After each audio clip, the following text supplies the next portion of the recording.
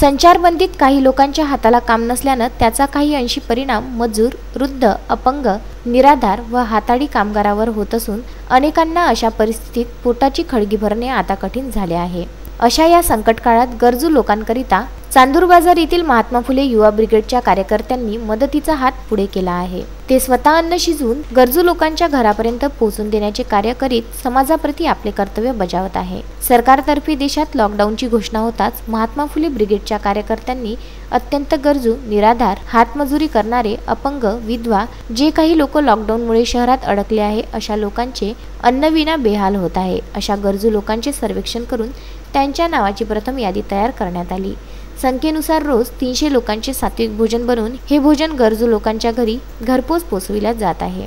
तसेच काही लोकांना हे आवश्यकतेनुसार शिधा पाकिटे वितरित केल्या जात आहे। विदर्भ न्यूज करिता चांदूर बाजार येथून नकुल सोनार।